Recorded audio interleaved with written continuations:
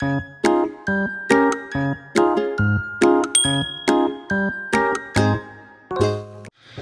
안녕하세요.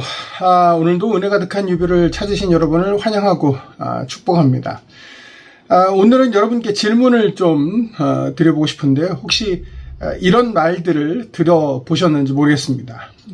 온고지신, 옛 것을 익혀서 새 것을 다시 잘 배운다, 안다, 뭐 이런 말이죠. 그 다음에 타산지석, 다른 산의 돌멩이라도 좀 잘못된 돌이라도 내 옥을 다듬는데 사용할 수 있다, 이런 말이죠. 그다음에 이제 반면교사, 어떤 상대방 혹은 다른 사람의 잘못된 모습 혹은 어떠한 상황들을 보면서 그것을 나를 바로잡는 거울로 삼는다는 말이죠. 반면교사, 온고지신, 타산지석, 반면교사. 뭐 제가 아까 들어보셨느냐 물어봤지만 들어보기만 하셨겠습니까? 자주 사용하는 말들이실 겁니다. 그런데 이 말들의 공통점이 있습니다. 이 세 가지 말의 표현이나 어떤 초점은 조금씩 다르지만 이 세 가지 사자성어의 공통점은 과거의 일이나 혹은 다른 누군가의 일을 혹은 이야기를 통해서 지금 나의 모습을 돌아본다, 그런 공통점이 있습니다. 그리고 오늘 제가 여러분께 소개시켜 드리고자 하는 책이 바로 딱 그것과 관련되어진 책입니다. 지금으로부터 약 2000년 전 예수님을 처음 믿었던 초대교회 성도들의 이야기를 통해서 지금 나의 신앙의 모습을 되돌아보고 점검하게 해주는 책입니다. 책 제목은 초기 그리스도인의 라이프 스타일입니다. 초기 그리스도인의 라이프 스타일. 백석대학교 교수님인 이상규 교수님이 쓰셨고요. 올 3월 달에 두란노 출판사에서 출판된 신간입니다. 교회 안에서 아마 여러분은 적어도 이런 말을 들어보셨을 겁니다. 초대교회로 돌아가야 한다라는 말 분명히 들어보셨을 겁니다. 근데 막상 초대교회가 어떤 모습이지? 라고 질문을 받는다면 사실 모르는 경우가 많습니다. 초대교회로 돌아가자 할 때 그때 열정과 순수함이라는 이미지 정도는 생각되지만 정작 그때 초대교회가 어떤 모습이었는지는 정확하게 모르는 경우들이 많습니다. 사도행전에 나오는 몇몇 장면들은 알겠는데 그 이후에 1세기, 2세기, 3세기 성도들이 실제 모습은 어땠는지, 어떻게 살았는지, 밥은 뭘 먹었는지, 예배는 어떻게 드렸는지, 어떤 문화 속에서 그들의 신앙을 지켜냈는지, 이런 구체적인 모습들은 조금 낯설게 느껴집니다. 그런데 이 책, 초기 그리스도인의 라이프 스타일이라는 책은 이러한 내용들을 아주 친절하고 재미있게 잘 설명해서 보여줍니다. 이 책에 부제가 있는데요. 부제가 저는 개인적으로 참 마음에 들었습니다. 신학자와 함께 초대교회로 신방을 떠나다. 초대교회로 신방을 떠나다. 딱딱한 역사 교과서가 아니라 마치 저자와 함께 2000년 전 그 시대의 성도들의 가정, 집을 방문하러 가는 느낌이랄까요? 그렇게 생생하고 이야기 형식으로 술술 읽히는 책입니다. 분량도 200페이지 조금 넘습니다. 아주 가볍습니다. 무엇보다 이 더운 여름에 읽기 딱 좋은 책입니다. 두꺼운 신학 서적이나 무거운 책은 이 더운 여름에 읽으려면 물론 요즘은 에어컨이 시설이 잘 되어 있으니까 혹은 에어컨이 잘 나오는 커피숍을 또 활용할 수 있지만 이 두께가 두꺼우면 그 두께가 주는 무게감과 부담감이 상당합니다. 그렇지만 이 책은 두께 자체가 얇고 가볍습니다. 그래서 이 더운 여름에 부담스럽지 않게 손에 쥐고 읽을 수 있습니다. 그렇지만 책을 읽고 나서 마음에 주는 굉장히 묵직한 묵상의 거리들, 고민의 거리들, 생각의 거리들이 있는 그런 책입니다. 무리하지 않고 부담 없이 읽으면서도 깨달음과 도전을 받을 수 있는 책. 이 책이 딱 그런 책입니다. 또 한 가지, 성경을 읽다 보면 당시 시대 배경을 잘 알지 못해서 분명하고 명확하게 이해가 되지 않는 부분들이 종종 있습니다.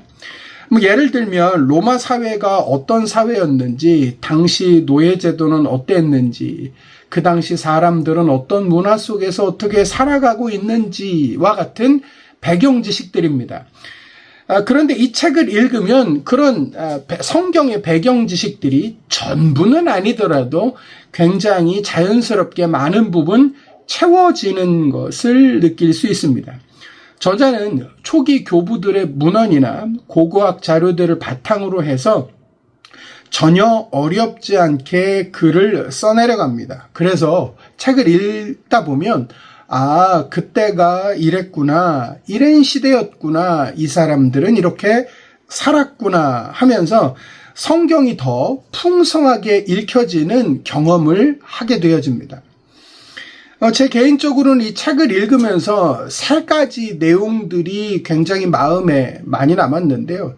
하나는 전도지가 없이 성장한 교회의 모습입니다. 이게 무슨 이야기냐? 역사학자들이 이 초대교회의 성장사를 연구하면서 좀 당황스러워하는 대목이 있다고 합니다. 그게 언제냐면 1세기 중엽 이후의 기록들을 보면 교회가 성도들에게 길거리에 나가서 전도해라, 이렇게 독려하는 기록이 거의 보이지 않는다고 합니다. 오히려 당시 초대교회는, 그때 당시의 교회는 예배를 드릴 때 믿지 않는 사람들이 그 공동체 예배에 참여하는 것을 경계했습니다. 그러니까 그 당시 예배는 꽤나 폐쇄적으로 드려졌던 거죠. 근데 그것도 그럴 것이, 그때 상황이 교회를 향한 심각한 박해 그리고 어려움들이 있는 상황이었기 때문에 전혀 확인되지 않는 외부인이 예배 공동체에 등장하는 것을 경계할 수밖에 없었습니다. 그런데 그렇게 폐쇄적이었고 대규모 전도 집회도 없었는데, 기독교는 초기 300년 동안 그러니까 매 10년마다 평균 40%씩 성장하는 놀라운 부흥의 기록을 보여줍니다. 어마어마한 숫자죠. 전도지도 없고 노방전도도 없고 교회 안에서 내부적으로 전도하라는 그런 독려도 없었음에도 이런 일들이 일어났습니다. 도대체 어떻게 이런 일들이 일어났을까? 이 저자는 역사의 기록을 통해서 당시 교회가 그러한 성장을 보일 수 있었던 이유를 당시 성도들의 구별되고 매력적인 삶의 방식 때문이었다고 기록해 줍니다. 예수 그리스도를 닮은 성도들의 존재 자체가 세상 사람들에게 그대로 전도지의 역할을 하고 전도의 역할을 감당했던 거죠. 그래서 믿지 않는 사람들이 볼 때 저기는 도대체 뭘까? 저 사람들은 뭐길래 저렇게 살까라고 생각하면서 공동체 안으로 자연스럽게 발걸음을 옮기게 된 것입니다. 말로 외치는 구호가 아니라 삶 자체가 최고의 전도를 했다 하는 것이죠. 그리고 두 번째로 인상이 깊었던 내용 중에 하나는 계급이 없는 식사의 자리입니다. 계급이 없는 식사의 자리. 당시 로마 사회는 분명한 계급과 신분이 있는 사회였습니다. 인종에 따라서도 그렇고 이 계급에 따라서도 분명한 차이가 있는 사회였습니다. 근데 그러한 로마 사회에서 낮에는 짐승 취급을 받던 노예와 그 노예를 거느리던 주인이 한 식탁에서 같이 음식을 나누는 일들이 벌어지는 겁니다. 로마 사람들 입장에선 그걸 도저히 이해할 수가 없는 충격적인 장면이었습니다. 근데 이러한 식사는 그냥 배를 채우는 식사가 아닌 것이죠. 함께 식사를 나누면서 예수 그리스도 안에서 우리는 한 가족이다라는 것을 공개적으로 보여주고 인정하는 자리가 된 겁니다. 당시 분명한 계급과 신분이 뚜렷했던 그 사회에서 이러한 모습은 굉장히 큰 충격이었습니다. 그리고 저기에 가면 정말 사람 대접을 받는구나. 저기에는 우리가 알고 있던 세상과는 전혀 다른 세상이 있구나 라는 걸 성도들의 삶의 자리가, 가정이, 그 가족의 모습이 이 세상 가운데 새로운 패러다임을 제공하고 있었던 거죠. 그리고 세 번째로 인상 깊었던 건 지금 앞에 말했던 두 가지와 같은 맥락의 이야기였는데, 고통의 문화를 소비하지 않는 용기와 관련된 내용입니다. 우리가 이제 그리스 로마 문화를 볼 때 가장 좀 뚜렷하게 보이는 것 중에 하나가 뭐냐면, 원형 경기장 안에서 벌어지는 여러 가지 오락의 문화입니다. 그런데 오락의 문화라고는 하지만 굉장히 잔인하고 무서운 일들이 있었죠. 검투사들이 목숨을 걸고 싸우거나, 짐승들을 풀어놓고 싸우거나, 그리고 짐승들이 사람을 또 잡아먹거나 하는 피가 낭자하고 생명이 하찮게 버려지는 그러한 상황들이 당시 로마 사회에서는 오락거리였다 하는 것입니다. 그런데 초기 그리스도인들은 이런 문화를 단호하게 거부합니다. 경기장에 발을 들여놓지 않는 거죠. 그리고 당시 로마에서는 법적으로 아무렇게나 허용되었던 낙태나 영아유기, 그러니까 태어난 아이를 길가에 버려서 죽게 만드는 그러한 상황들을 명백한 살인이라고 생각하며 이러한 모든 문화를 정면으로 맞섭니다. 단지 주장과 사고와 이상만을 그렇게 가졌던 게 아니라 실제로 길거리에 버려져 있는 아이들을 입양해서 자기의 자식처럼 키워냈습니다. 하나님의 말씀, 그 주권과 하나님의 성품을 말로만이 한 게 아니라 그들의 삶으로 실질적으로 살아내고 증명해낸 거죠. 단순히 어떤 도덕적인 취향의 문제가 아니라 거대한 제국의 주류적인 문화에 맞서서 하나님이 주신 하나님의 주권과 은혜 가운데 이 땅에 주어진 질서를 온몸으로 실천하는 거룩함을 성도들은 보여줬던 겁니다. 이러한 성도들의 모습을 제가 책을 읽으면서 좀 인상 깊게 남았던 이유는 성도의 삶의 중요성 때문입니다. 성도들은 그들이 믿는 대로 살았고 행동했습니다. 초기 교회 성도들이 이러한 삶을 살았던 건 이렇게 해야 율법을 지키는 거지, 이렇게 해야 전도하는 방법이지, 이래서 말씀대로 산 게 아니라 그들은 단지 내가 예수를 믿는 사람이기 때문에 이런 삶의 자세와 가치를 소중히 여기는 건 당연하다 생각했습니다. 그래서 그들은 그렇게 알고 그렇게 믿었기 때문에 믿음대로 말씀 따라 산 것이죠. 요즘 저희가 이런 이야기들을 참 많이 합니다. 기독교가 세상의 신뢰를 잃어버렸다. 초대교회로 돌아가야 된다.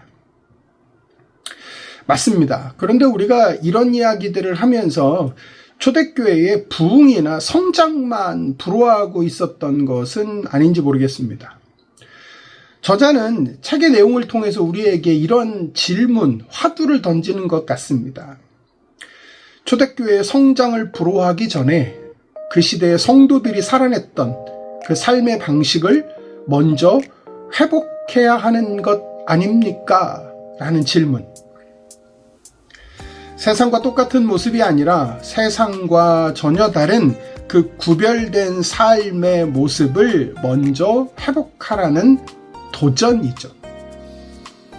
여러분, 이번 여름에 이 책 한 권 가볍게 손에 들고 좀 읽어보시는 건 어떨까 합니다. 분량도 부담이 없고 읽기도 쉽고 아주 재미있습니다. 더운 여름에 시원한 에어컨, 선풍기 쐬어가면서 읽기 딱 좋은 그런 책입니다. 책장을 넘기기는 가벼운 책이지만 책장을 넘길 때마다 그 역사 속에 살아 숨쉬는 성도들의, 우리 믿음의 선배들의 모습을 볼 때마다 지금 현재 나의 삶을 조용히 점검하게 만드는 그러한 책입니다. 2000년 전 우리의 신앙의 선배들이 살아냈던 그 복음적인 일상이 오늘 우리의 삶을 돌아보는 가장 좋은 거울이 되어줄 겁니다. 이 책을 통해서 여러분의 일상이, 그리고 우리 교회가 세상에서 가장 매력적인 그리스도의 메시지의 역할을 하게 되어지기를 소망하며 축복합니다. 이상 마치겠습니다. 감사합니다.